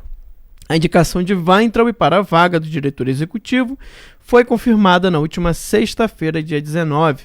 O Banco Mundial é uma instituição financeira internacional e o Brasil é o maior acionista e, por isso, tem a prerrogativa de indicar o diretor. No entanto, um nome precisa ser aprovado pelos demais membros. Na tentativa de impedir a ação, Rodrigues pediu às embaixadas de Colômbia, Trinidad e Tobago, Suriname, Filipinas, República Dominicana, Panamá, Equador e Haiti, responsáveis pela aprovação, solicitando que seja rejeitada a indicação. Olha aí a fala dele, né? Além de não ter nenhuma capacidade técnica para o cargo, né? Você vê que ele conhece bem, né? Conhece bem mesmo, né? O Weintraub histórico dele, né? Conhece muito bem. Não compartilha dos princípios e objetivos do Banco Mundial. E sua postura vai contra o próprio Código de Conduta para membros da diretoria de instituição e Código de Ética da instituição, né? Falou aí o Randolfo Rodrigues. De acordo com o Banco Mundial, o mandato atual, que será ocupado por Weintraub em caso de aprovação, se encerra em 31 de outubro de 2020, quando é necessária nova indicação e eleição, com possibilidade de reeleição. Ou seja, ele vai pegar basicamente o finalzinho aí, né, do mandato atual. Agora, você vê que eles não se conformaram que o Weintraub tenha saído, ao menos com alguma coisa dessa história toda, né? Não, ele tem que sair no ostracismo. É isso que o pessoal quer. O comunista, ele pensa na destruição dos inimigos. Exato. Isso aí é uma estratégia comunista, que é uma estratégia, Max, que eu vou te dizer uma coisa. Quando o teu inimigo, ele não é um inimigo de projetos, quando ele é um inimigo como pessoa, ele é uma persona que se opõe a ti, você tem que destruí-lo. E nesse ponto, o Olavo de Carvalho, mais uma vez, ele tem completa razão. O que o Olavo de Carvalho fala sempre? Quantos inimigos do Jair Bolsonaro ele destruiu? Nenhum. E não vai destruir. Não é do Jair Bolsonaro fazer isso. Não é. O Jair Bolsonaro ele não destrói inimigos. Agora, a esquerda ela faz isso. Ela destrói inimigos. Vamos tirar o Weintraub do MEC. Beleza. Você acha que a treta toda era essa? Os caras querem matar o Weintraub. Você acha que ele saiu do país por quê? Porque foi caçar emprego, né? Foi mandar currículo lá em Nova York. Que Deus o tenha em breve. A jornalista lá ao vivo, né? Que Deus o tenha em breve. É que Deus o tenha o quê? Não sentido figurado, é demissão, entendeu? É morrer profissionalmente. Porra. Bicho, comunista, né? Eles querem a destruição do oponente. Então eles vão querer destruir o Weintraub. Mas destruir o Weintraub literalmente. É uma situação, cara, terrível, né? Que pena, a gente vive num país assim. Onde um ministro de Estado que entra na mira do comunismo, do Foro de São Paulo, ele precisa fugir. Né? A República não consegue proteger a vida do ministro de Estado que está sobre a mira do Foro de São Paulo. É a realidade brasileira, meu amigo. Trabalhar com o que tem. É mudar isso. Mudar isso como? Vamos conversar, vamos formar eleitor, vamos fazer um projeto de direito. Vamos lá, vamos construir isso daí, vamos construir a solução para isso. Mas o Weintraub é um cara incrível. O Randolph, né? Randolfo Rodrigues. É um verme, é um lixo, um verme. O Randolfo Rodrigues é um verme. não tem a menor capacidade sequer de fazer uma análise profissional do Weintraub, que tem experiência, inclusive trabalhando com bancos. O Randolfo Rodrigues, eu tenho certeza que ele sequer sabe qual é a função do Banco Mundial. A função do Banco Mundial, meu amigo, não é nada mais, nada menos. Já prestei serviço pro Banco Mundial, eu sei pra que serve aquela porcaria. Tarefa do Banco Mundial é dar empréstimo. O Banco Mundial serve pra isso, fazer empréstimo. Faz empréstimo, vê projeto. Pega o projeto, empréstimo pro projeto. Aí faz em contrapartida com o governo federal. Então tem um projeto lá na área de saneamento. O Banco Mundial vai lá, 1 bilhão. Aí o governo federal também, 1 bilhão. Aí ele vai lá, faz a fiscalização. É isso. É globalismo financeiro. É isso que é a tarefa. Randolfo Rodrigues sabe o que é Banco Mundial, não sabe nada, meu irmão. Randolfo Rodrigues tá lá gritando, juros, Selic, taxa de juros. É um retardado. Exatamente, Fernando. E hoje, né, já saiu, inclusive, a nova edição da revista Terça Livre, né? E tá com uma matéria de capa bem interessante, tá? Foi bem trabalhada essa notícia, acho que vai interessar a galera aí, ó. Revista Terça Livre, abaixa aí para o pessoal ver, né? A capa dessa semana. Estatuto do Partido dos Trabalhadores exige que todo petista eleito ou contratado para cargo comissionado repasse a legenda uma fatia do salário, né? É a rachadinha oficializada do PT. Né? Então pode baixar aí para o pessoal ver. Então tem várias notícias, tá? Não é só essa. Mas aí já tem uma coisa bem interessante. Tá muito bom, muito bem feito, muito bem trabalhado, muito bem pesquisada essa notícia, tá? E quem é assinante já pode conferir. Quem não é assinante é só entrar, né, no revista tercalivre.com.br. Inclusive o Fernando também falou sobre isso outro dia, né, Fernando? Sim. Falamos sobre isso aí ontem lá no Comunicação e Política. Eu quero até ler aqui o artigo, né? Porque o pessoal é tão maluco, né? Que você tá exagerando, Marcos. Você tá querendo me vender a revista Terça Livre. Pois é. Você tá exagerando. Vamos lá. Vamos ler aqui o artigo 180. Ó, os caras têm 184 artigos. Artigo 184 do Estatuto do Partido dos Trabalhadores. Filiados e filiadas. Os caras são democráticos. Afinal, é para todos. A rachadinha é para todos. Filiados e filiadas, ocupantes de cargos comissionados, eletivos, dirigentes partidários ou parlamentares, todo mundo, deverão efetuar uma contribuição mensal ao partido, correspondente a um percentual do total líquido da respectiva remuneração, conforme tabela a seguir. Aí vamos lá, tabelinha. Filiado ocupante de cargo de confiança. Se você ganha até 6 salários mínimos, 2%. Acima de 6 até 10, 3%. Até 15, 5%. Até 20, 8%. Acima de 20, não. Aí você já entrou para a categoria da burguesia. E como burguês você tem que ser penalizado. Exatamente. Aí você vai pagar 10%. Né? Aí o cara mete lá 25%. É o dízimo. É o dízimo da cachaça. Aí o cara paga 25% pro leão, 10% pro cachaceiro, né? Aí vem criticar a rachadinha do Queiroz, né? O Queiroz agora virou o caçador de rachadinhas lá na Alerj. É uma palhaçada. Sim. A gente ri dessas maluquices, porque mas hoje aqui eu tô fazendo mexendo coffee aqui hoje, né? Vou pegar um percentual lá do professor.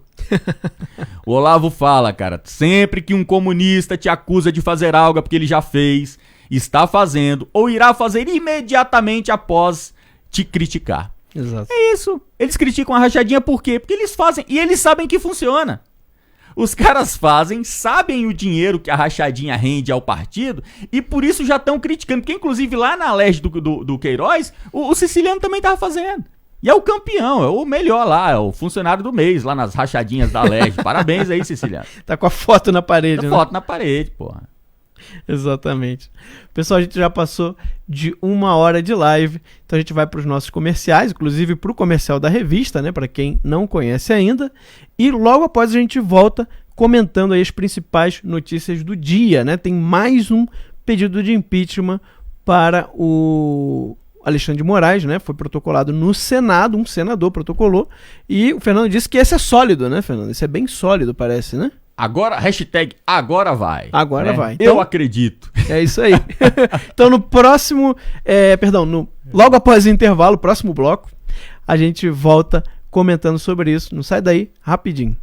Toda empresa que precisa manter-se no mercado precisa vender um produto. Esse produto precisa ser comprado pelo seu consumidor e uma empresa de sucesso é uma empresa que vende muito este produto. No jornalismo, funciona de uma maneira distinta, muito diferente de qualquer outro produto. Eu estou aqui no Palácio do Planalto, onde nas últimas décadas, bilhões de reais foram investidos no jornalismo brasileiro.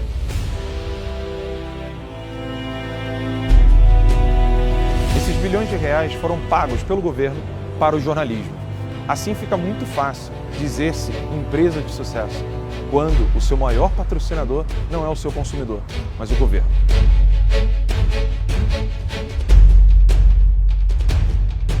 Com a certeza de que o povo está saturado de ver o jornalismo lutando contra o anseio popular, o jornalista já não tem mais noção do que está acontecendo no mundo real. São escolas sem merenda, estradas esburacadas, você não sabe mais se vai sobreviver quando sair da sua casa e voltar do seu trabalho. Nós queremos fazer um jornalismo diferente, um jornalismo que fala a verdade, que vive dela e que se mantém por ela. Por isso nós compreendemos a necessidade que você tem de ter informação de qualidade. Essa informação de qualidade precisa do seu apoio. Não deixe de colaborar ainda hoje com esta revista que pode trazer uma transformação no jornalismo brasileiro.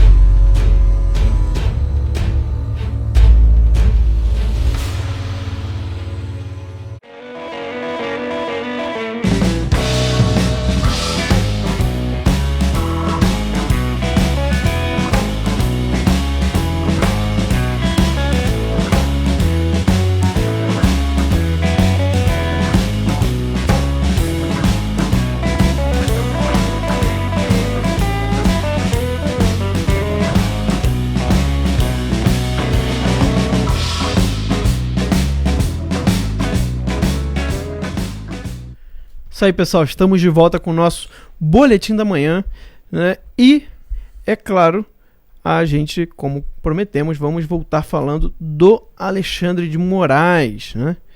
Antes de ir para o processo de impeachment, tem uma outra notícia aqui também sobre ele. Moraes retira o sigilo de decisão que autorizou a ação da PF em inquérito sobre atos antidemocráticos.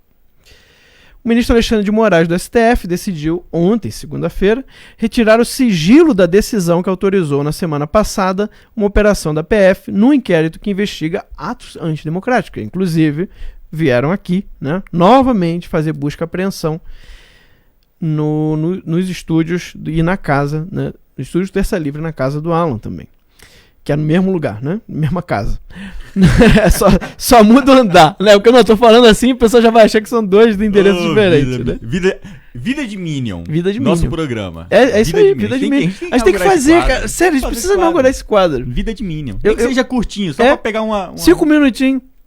Vida de Minion. Eu acho interessante. Vou gravar tá patenteado, tá? Não copia não, que tá patenteado já. Vou gravar uns vídeos durante a semana das loucuras que acontece. Isso. E a gente faz uma compilaçãozinha. Isso. Bota antes pra editar aí, ó. PH. Com os bastidores, Vida de Minion. Aí o Fernando faz também, a gente junta isso aí. Matou a pau. Fica legal. Na decisão, Moraes justificou por que retirou o sigilo. Moraes justificou que retirou o sigilo diante de inúmeras publicações jornalísticas de trechos incompletos do inquérito. Em virtude do acesso de investigados aos autos, com base na súmula vinculante 19, e diante de inúmeras publicações jornalísticas de trechos incompletos do inquérito, inclusive da manifestação da PGR e da decisão judicial proferidas nos autos do inquérito 4828, que tramita nesta corte, torna pública a decisão proferida em 27 de maio de 2020. Foi que escreveu o ministro Alexandre de Moraes. Investigações da PGR apontam que 4 deputados do PSL, aliados de Bolsonaro, fizeram repasses de verbas para divulgar atos antidemocráticos, né? Então, segundo eles, os deputados seriam a Bia Kicis, o Giga Peixoto, a Aline... não sei como é que leu o sobrenome... Sloitzer, Se for alemão, deve ser algo assim. General Girão. Né? O dinheiro da cota parlamentar desembolsado pelos deputados foi destinado à empresa Inclutec, Tecnologia de Informação, né? Segundo aí as informações da PGR, que pertence ao publicitário Sérgio Lima. Ele é o responsável pela marca do partido que Bolsonaro pretende criar, Aliança pelo Brasil. Em nota, a assessoria do deputado General Girão afirmou que ele não financiou nenhum tipo de manifestação e que os contratos firmados com a empresa Inclutec foram para prestação de serviços relacionados à logomarca General Girão, a elaboração e manutenção do site do parlamentar e a produção de relatórios diários de notícias. Em nota, Guiga Peixoto também disse que não contratou nenhuma empresa para veicular mensagens contra a democracia. Óbvio, né? As pessoas têm que se manifestar para falar o óbvio, né? Mas essa é a situação que a gente vive. Aline Schloitzer afirmou por meio de nota que não financiou ou apoiou atos antidemocráticos. O inquérito que investiga os atos antidemocráticos foi aberto em abril, a pedido da PGR Augusto Aras. O relator é o ministro Alexandre de Moraes, do STF. As investigações miram manifestações pró-governo que apresentaram reivindicações antidemocráticas e inconstitucionais, né, como o fechamento do Congresso do STF. Né? Eu não entendo essa lógica do povo se manifestando antidemocraticamente. Como que o povo, o demos, quando realiza a sua força, o seu poder, o Kratos, né? Quando que o demos faz o Kratos, ele se torna antidemocrático. Não é porque o povo tá fazendo errado, só pode fazer certo, né? Tem que ressuscitar Aristóteles, a política de Aristóteles, né? Eu sei porquê, Max. Eu vou te falar o retardo deles. Aí você acompanha o retardo deles. O retardo deles é o seguinte: a democracia, ela é o exercício do sufrágio universal. Isso tá lá no nosso Código Eleitoral de 1932. Quando você defende o fechamento do Congresso e o fechamento do STF, você está destruindo a República sob 3 pilares: Executivo, Legislativo e Judiciário. E nesse novo modelo de país que você defende, não haveria o voto, porque a eleição seria indireta ou nem teria eleição. Ou seja, você está lutando contra aquilo que é a democracia. Onde que está o erro? Aí, Tomás de Aquino. Começa pequeno, errou pequenininho. Errou pequeno no início. Errou pequeno no início, pô. Errou pequeno no início, meu amigo. Errou pequeno no início, meu amigo. O final, a cagada vai ser desse tamanho. Eles erram na compreensão do que é a democracia. Exato. Quando você resume a democracia ao sufrágio universal, quando você resume democracia a voto, você cagou tudo. Por quê? Você chegou, votou no Lula, acabou, meu amigo. Você votou nele, ele pode entrar, ele pode fazer o mensalão, pode fazer o petrolão, o eletrolão, o cacetão, o cachação, ele pode fazer o que ele quiser. Você votou. O problema é teu. É por isso que eles falam democraticamente eleito. Vocês lembram quando eles... Qual era o argumento contra o impeachment da Dilma? É a presidenta democraticamente eleita. Ou seja, a democracia exerceu a sua tarefa e o poder emanou do povo e revestiu a pessoa da mulher sapiens para governar a nação. Acabou. Isso é democracia. Então você erra pequeno, você erra no princípio. Vocês estão vendo por que a gente fala sobre formação intelectual? Isso aí. Vocês estão vendo por que atrás do Max aqui fica essa estante de livros? Vocês colocam isso só pra tirar onda. Não é pra tirar onda. Livro não é pra estar na estante, é pra estar dentro da cabeça. A gente coloca aqui pra estimular vocês. Entrem na livraria do Terça Livre, comprem a Política de Aristóteles, comprem a República de Platão, né? Leiam sobre história do Brasil, tenham as Sumas Teológicas para você fazer uma consulta sempre que você tiver uma dúvida a respeito de um tema de teologia, sabe? Pratique esse exercício de buscar o conhecimento. A inteligência no Brasil, ela é uma motivação de chacota. As pessoas têm preconceito contra a inteligência no Brasil, sabe? Você fala de formação, vamos formar. Não tem que formar, a gente tem que ir pra rua. Sabe? As pessoas têm preconceito, estão sempre prontas a lutar contra o conhecimento. Sabe, não minta pra você mesmo. É importante a gente ter conhecimento pra saber contra o que nós estamos lutando. Sabe, quando você lê o Código Eleitoral, que é um martírio ler aquela porcaria.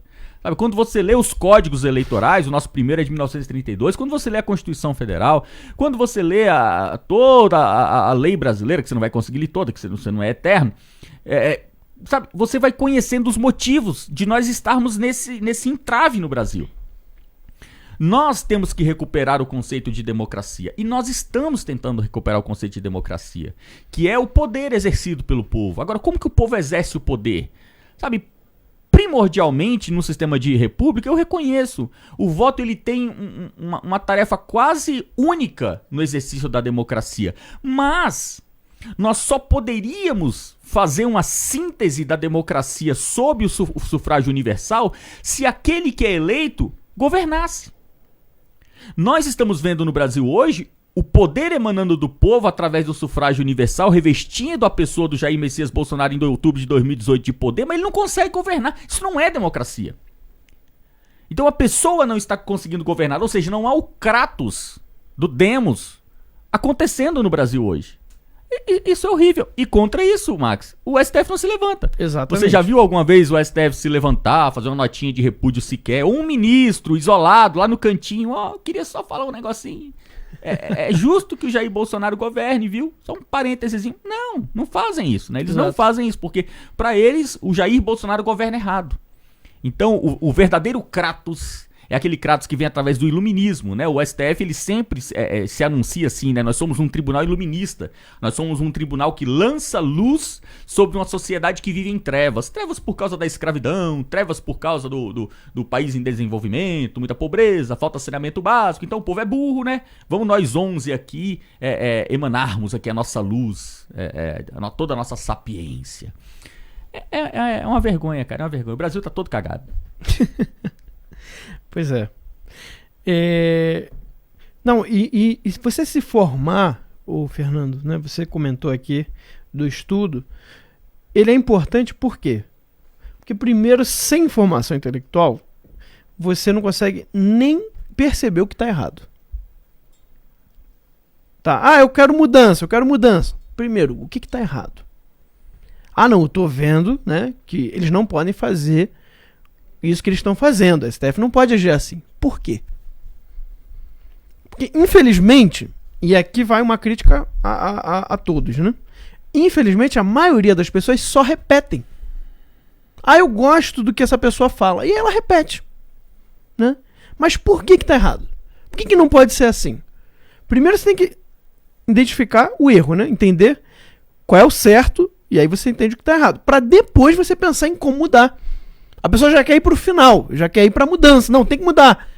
Mas como que você vai saber o que tem que mudar e como tem que mudar se você nem sabe o que tá errado? Entende? Você falou ali do erro de princípio. E é isso que a gente tem que estudar. O estudo mais importante são os princípios. Tá? Quando eu entender corretamente quais são os princípios de uma boa política, aí eu vou conseguir olhar para a política atual e ver onde é que está o erro. E aí eu posso propor uma mudança, porque eu sei aonde que deveria chegar. Eu sei como as coisas deveriam ser e não são. Agora, só repetir que está errado, não adianta muito. Porque você não sabe para onde vai, você não sabe onde está o erro, você não sabe para onde tem que ir. Então, a formação intelectual é de suma importância. Não é só porque a gente tem uma livraria, não. Inclusive, muitas das vezes a gente indica livros que não estão na livraria. Né? Por quê? Porque o importante aqui é a gente se formar. Inclusive, o Terça Livre erra muito nesse sentido, né? Erra, entre aspas, né? Nesse sentido de fazer uma propaganda contra ele mesmo. Porque a gente nunca teve tanta audiência como na quarentena, né? Mas fomos contra a quarentena desde o primeiro dia. Né? Por que a Globo é tão a favor do isolamento social, da quarentena? Eles tiveram a maior audiência de 10, 15 anos atrás que ele não tinha essa audiência. Então a Globo tá desesperado, vai vir com segunda onda, né? Vai vir com segunda onda, não, porque não você teve o vírus, mas você não criou imunidade. Tá? Você vai pegar de novo, e vai passar, e não sei o quê. E pode crer que vão continuar falando disso. E nós vamos continuar falando contra o isolamento social, porque não faz sentido. Não é a solução adequada. Então pra quê? Pra que eu vou ficar sustentando um mito? Porque no fundo é isso, a gente está sustentando um mito, é quase uma crença religiosa. Né? Porque não tem base racional, então, né? Inclusive a crença religiosa tem base racional. Né? Ela não se explica completamente pela razão, porque senão não precisaria de fé. Né? Um ato de fé, ele não é só da razão, ele também é um ato da vontade, mas a razão também participa, né? Você não pode acreditar em algo que seja contraditório em si mesmo. Porque aí seria loucura. Sim. Não seria fé de verdade. Bem, mas isso seria coisas para outros... Aquela live teológica que a gente vai fazer um dia. A gente tem vai que fazer falar mesmo, disso daí. Fernando. A gente pode marcar mesmo. Tem que fazer, tem tanto autor legal, a gente tem que citar Pois Gustavo é. Porção, Schelling, tem tanta coisa boa, Tanta coisa né? pra comentar gente trazer. interessante. É um tema muito bom. E a galera gosta, gosta. Que bom. Vamos então para nossa pauta do dia. O senador Luiz do Carmo, tá, MDB de Goiás, protocolou nesta segunda-feira, ontem, dia 22, um pedido de impeachment contra o ministro do STF, Alexandre de Moraes, devido ao episódio de suspensão da nomeação de Ramagem para a direção da PF. O senador considera que Moraes ultrapassou os limites de sua competência jurisdicional e violou a independência do Poder Executivo ao suspender a nomeação de Alexandre Ramagem para o comando da PF. No final de abril, o ministro proferiu uma decisão monocrática para suspender a nomeação, acatando a ação movida pelo PDT, que pedia a suspensão do ato pela proximidade pessoal do delegado com o presidente. A escolha de Ramagem para o cargo foi vista como tentativa do governo de interferir nos trabalhos da Polícia Federal. Uma tentativa futura. Né? Lembrando disso, né? Foi bem no estilo Minority Report, né? Porque no futuro pode ser que isso aconteça. Para o senador, o ministro atendeu a pleito legítimo do PDT, partido de oposição ao governo, ilegítimo, perdão. O ministro atendeu ao pleito ilegítimo do PDT, partido de oposição ao governo, e tentou se sobrepor ao presidente da República para suspender o ato de nomeação privativo do Executivo. Resta configurado que o denunciado agiu com ânimo deliberado de interferir no Poder Executivo, ao conhecer do instrumento mandamental incabível e decidir monocraticamente, sem depois submeter sua decisão ao colegiado do STF, escreveu o senador Luiz do Carmo, que seria um mal menor, né? Ainda estaria errado, mas pelo menos teria sido um mal menor nesse sentido. E aí, Fernando, será que vai ou não vai, né? Davi Alcolumbre tá esperando o quê? Pelo menos foi pra votar, né? Aquela bunda gorda dele consegue sentar em cima de muitos processos, né? Pois é. Vamos lá, Vamos começar por um lado assim bom, positivo, que a gente tem que prestar bastante atenção, que é o seguinte. Muitas vezes, quando a gente faz alguma proposta na direita, muitas vezes não, sempre, vem um grupo que diz assim, isso não vai dar em nada.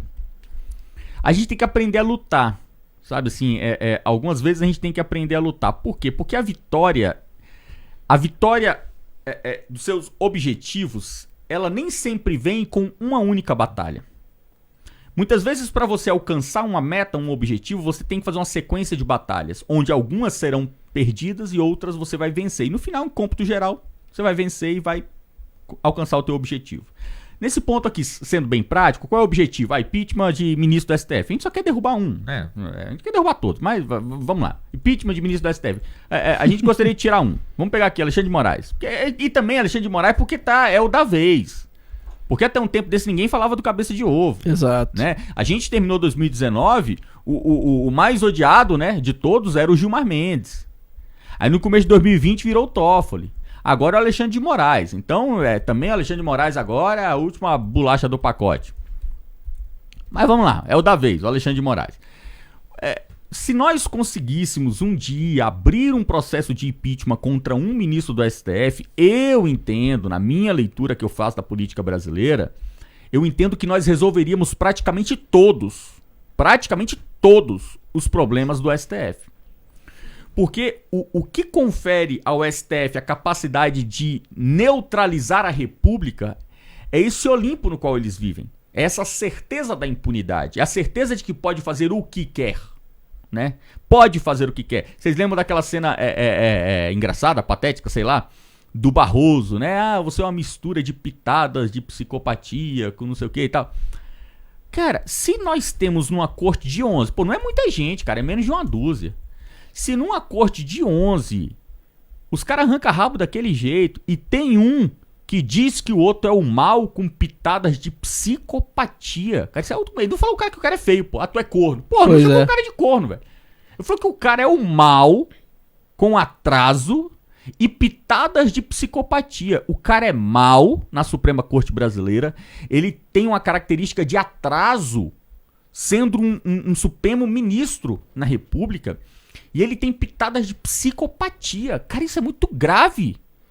De ambos os lados. Se ele estiver errado, é muito grave que nós tenhamos ministros supremos que são injustos assim para com um par de tribunal. Se ele estiver certo, é muito grave que nós tenhamos ministros supremos que sejam assim, maus, atrasados e psicopatas. Se nós temos pessoas desse nível lá, e elas não se retiram e nem são retiradas, é porque eles têm muita certeza de que não há poder vigente capaz de fazer essa alteração. Então, eu defendo que se nós conseguirmos abrir um processo, eu nem digo vencer um processo, mas se nós conseguíssemos abrir um processo, dar admissibilidade de um processo de impeachment ao ministro do Supremo Tribunal Federal, nós venceríamos a batalha. Por quê? Porque você derruba o Olimpo. Você derruba essa sensação de impunidade, porque seria algo inédito na história da República. E eles falariam, olha, a sociedade brasileira venceu a barreira que nos separava, né? Aquele espaço entre o Olimpo e a Terra foi aniquilado, que é a presidência do Senado Federal. Pela nossa Constituição Federal, apenas o Senado pode abrir, dar admissibilidade a um processo de impeachment do STF. A gente tem que lembrar que o STF é uma corte que não tem corregedoria. Você não tem com quem reclamar. Quando o STF faz algo errado, você não tem você não tem um número de telefone pra você ligar. Eu vou ligar 151, vou reclamar. Não tem outra instância. Pois é, não tem outra instância pra recorrer. Não tem instância, mas Max, não tem órgão pra reclamar. Pra reclamar. Sabe assim que você vai numa padaria, aí na saída do lado do caixa tem um papelzinho, né? Alguma sugestão? Não há sugestão pro STF. Não tem o PROCON, não tem o gerente. O STF não há um órgão sequer de reclamação. É verdade. Você não gostou do que o STF fez? Só lamento. O máximo que você pode fazer é pro Twitter reclamar. E se levantar a hashtag, vai preso. Isso é muito... É terrível. É terrível. Agora, é um problema estrutural. É estrutural, porque o STF ele é uma das estruturas do pilar judiciário brasileiro. Hoje foi resumido, o judiciário se resumiu a STF. Então é um problema gravíssimo. Aí, esse ponto, então, quando muitas pessoas falam assim, isso não vai dar em nada, o Alcolumbre com aquele rabo gordo dele vai sentar em cima. Eu também acho que vai. Mas, se você fica muito preso ao final, que ele é sempre abstrato, porque você não sabe, você vai imaginar. Vamos perder. De repente ganha. Né? Na nossa vida, quantas vezes a gente, não vai dar em nada, né? Casa com a mulher, os olhinhos brilhando, minha princesa, passa 2 anos, separa. Então, muitas vezes na vida a gente erra as previsões, né? Temos que lutar, porque uma das formas de nós vencermos, aqui passando para o segundo ponto dessa análise, uma das formas de nós vencermos é aquela forma histórica do Brasil, como, por exemplo, Eduardo Cunha e a própria Mulher Sapiens. Como que a gente conseguiu o impeachment da Mulher Sapiens? Protocolaram uns 12, velho. Caraca, a velha já tava louca, meu irmão. Era um atrás do outro. Era carreira de processo de impeachment. E o Eduardo Cunha só limando. Não aceitava nenhum. Chegou um dia que ele falou, pera aí, esse aqui dessa tia louca aqui, eu vou aceitar. Janaína Pascoal foi lá, protocolou, deu admissibilidade, pau na máquina, o resto vocês conhecem. Eduardo Cunha é a mesma coisa. Galera querendo mandar o Eduardo Cunha pro Conselho de Ética, porque mentiu no depoimento do Petrolão. Não, uma hora, não deu pra segurar mais. Exato. Pau na máquina, tá lá o bandido na cadeia. Então nós temos que ter também, é por isso que eu tô repetindo sempre, nós estamos muito focados na questão da qualidade, mas temos também que pensar na questão da quantidade. Nós precisamos de uma quantidade expressiva de processos judiciais por parte de deputado, senador, vereador, prefeito, militante. Temos que judicializar o máximo possível. Parabéns aí e tomara que esse processo aí vingue. Pois é, tem uma perguntinha aqui no chat, Fernando. O pessoal falou, dos livros clássicos, qual é o melhor para começar? Primeirão, assim, para ler. Eu fico sempre na Política de Aristóteles e a República de Platão. Então, começa com esses dois. Esses dois aí são top. Não, e de fato, Tá pra tudo você ali, né? pegar o básico. A base tá ali. A base tá ali. O básico não, desculpa assim, pra você pegar a base completa. Ali A base você realmente completa. tem uma base completa. Sim, também concordo. Só mais uma notícia aqui. A Procuradoria pede corte imediato de salário de ex-ministro Sérgio Moro. Amém.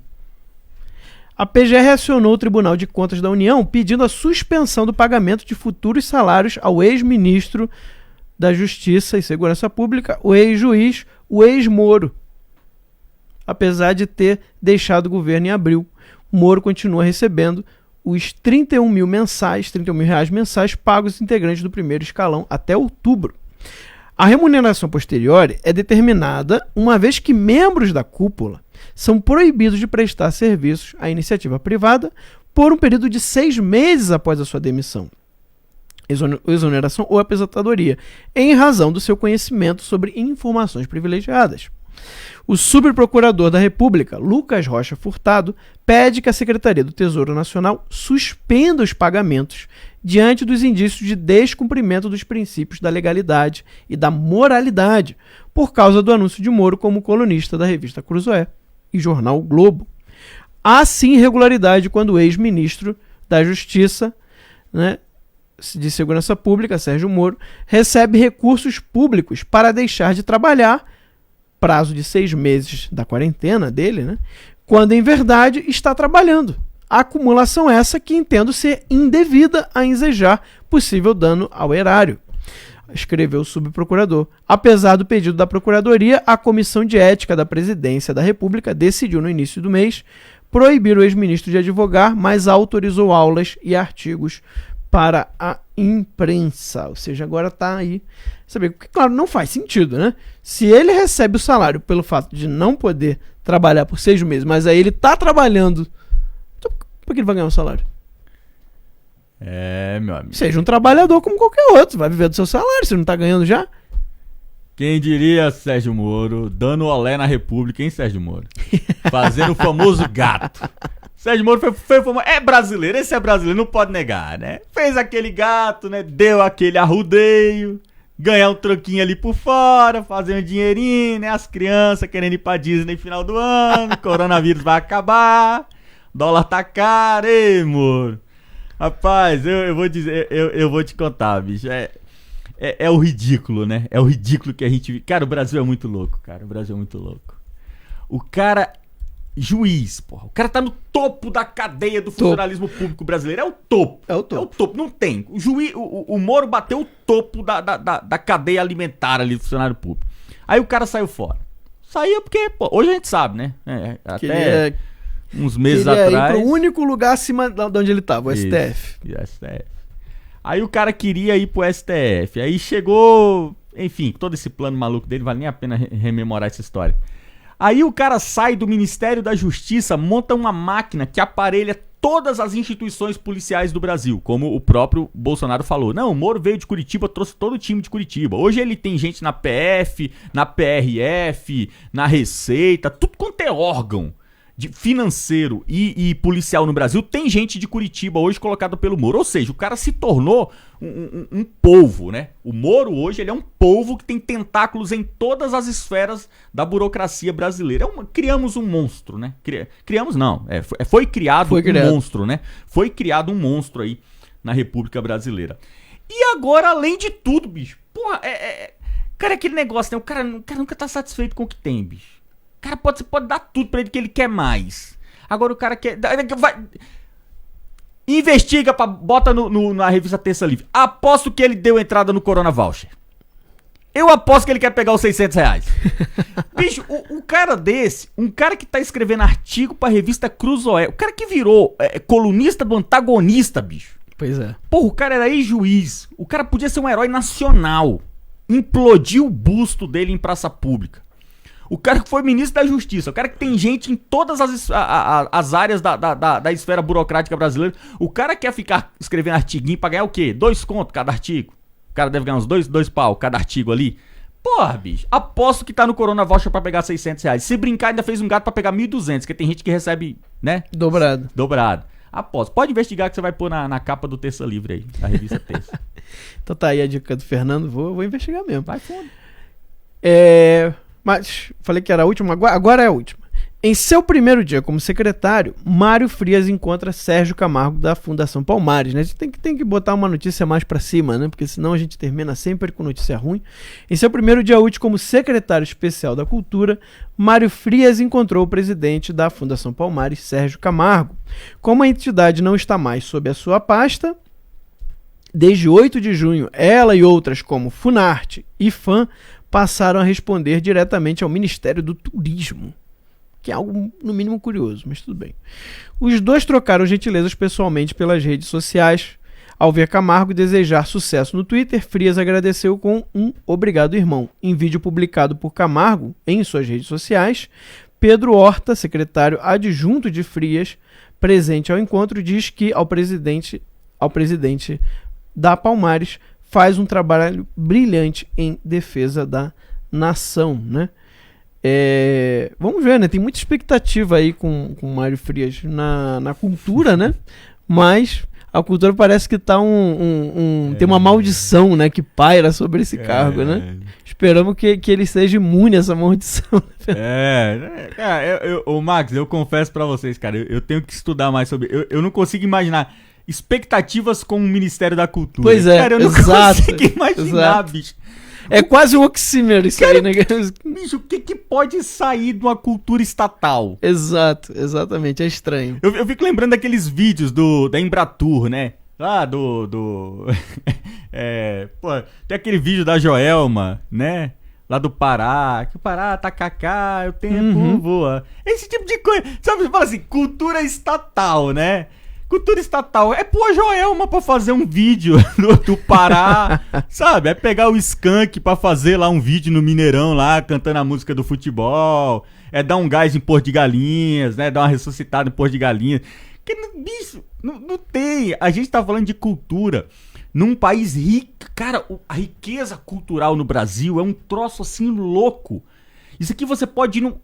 E quanto mais fundo você vai, no Brasil profundo, você pega um municípiozinho lá do interior de Goiás, tem uma culinária local, tem um folclore, exato, sabe? Tem uma festa local, a igreja católica você visita, você fica ansioso pra entrar na igreja de uma cidade, quando você chega numa cidade que você não conhece, você fica doido, eu pelo menos fico louco pra ir numa praça, pra eu ver, quero ver a praça central, quero ver a igreja central, aí você entra pra ver, porque ali tem um ornamento diferente, tem um detalhe que você fala, caramba, que diferente. Cara, o Brasil é riquíssimo, Se você tirar o Estado e falar assim, ó, tira tudo que é estatal, agora vamos deixar florescer a cultura popular, você vai descobrir um universo que você não tem noção que existe. Exatamente, Fernando, perfeito. Aí chega o governo federal e fala assim, não, agora nós teremos o Ministério da Cultura. Aí vem lá e junta lá 20 burocratas lá. Aí pega um secretário, pega um técnico, pega um analista, aí junta lá a turminha lá. Agora vamos ver aqui o que é cultura brasileira.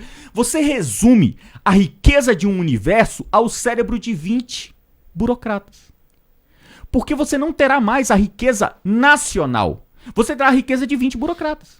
Aqueles 20 vão falar assim, olha, vamos fazer um material sobre a culinária do interior. Ah, que ideia genial, bacana. Aí você vai lá, bate palma, aí ele vai e faz. Ou seja, ele resumiu o universo nacional a um projetinho de culinária local. Aí você fala, pô, Fernando, mas é tão legal, eu adoro pamonha, eu adoro pão de queijo, eu adoro... Tá, beleza. Só que poderia ser muito mais do que isso. Na verdade mas é suplantado debaixo de um ministério que julga num país, ah não, Fernando, mas a esquerda ficou tanto tempo, agora que nós chegamos nós vamos acabar. Tudo bem, a esquerda passou a eternidade subjugando a nossa cultura, agora vamos nós subjugar também, né? Afinal, né? Por que só a esquerda pode fazer merda? Vamos fazer a nossa merdinha também, a merdinha do bem. Exatamente. Isso aí tem a ver com o que a gente estava falando antes, é erro de princípio. Por que não dá certo o ministério? Por que está sempre com problema? Porque tem um erro de princípio. Cultura não é para ser estatal. Porque como é que pode existir uma cultura do Estado? Né? Não faz sentido. Assim, a cultura é a manifestação das pessoas, não do Estado. O Estado não pode produzir cultura. Ele, no máximo, ele poderia ajudar, né? Ele poderia incentivar que pessoas que já existem, que já possuem seu trabalho cultural, possam continuar atuando. Só isso. Né? Então, novamente aí um problema de princípio. Mas o nosso horário tá bem avançado, o papo tá muito bom aqui com o Fernando Melo, sempre trazendo aí bons comentários, excelentes comentários para o nosso canal, né? Fernando, muito obrigado por sua presença aqui, é sempre um prazer estar com você. Obrigado, Max, agradeço demais, é uma alegria participar do Terça Livre, sem dúvida nenhuma a plataforma da direita, assim, de comunicação mais importante do país dos últimos anos e cresce cada vez mais. Eu fico muito feliz de ter esse espaço aqui, agradeço demais o convite, estou à disposição de vocês e o público aí do Terça Livre também é incrível, agradeço demais. Quem ainda não conhece o meu canal, Comunicação e Política aí no YouTube, você digita aí Comunicação e Política no campo de busca, acha, tamo nós lá. A gente faz live todo dia e nunca bate os horários com terça, então você que é viciado em YouTube, você pode ver minha cara feia lá e pode depois ver as caras feias aqui do Terça Livre também. Agradeço por tudo e vamos lá, pessoal, vamos lutar, esse Brasil é lindo e não há a opção de desistir, é isso aí. Isso aí, pessoal, então entrem lá, não deixa não, tá? Terminando aqui, entra, já se inscreve, já põe lá a notificação no canal Comunicação e Política do Fernando Melo para vocês acompanharem as lives com ele lá também. Pessoal, é isso aí, muito obrigado pela audiência de vocês, né? Agradecemos muito pelo apoio, agradecemos pelo superchat, as doações que as pessoas dão, né? Hoje a gente começou atrasado porque o Alan estava dando uma entrevista lá pro Lacombe, né? Hoje de manhã, se você não viu, depois assiste lá no canal deles, lá na Band, né? Tem um canal que fica lá os vídeos. E, né, obrigado. E mais à tarde, hoje à noite, 8 horas da noite, ou às 8 e pouco, né? Como já estava de costume quase, né? A gente tem o boletim da noite, tá bom? Então, tchau, fiquem com Deus, até mais.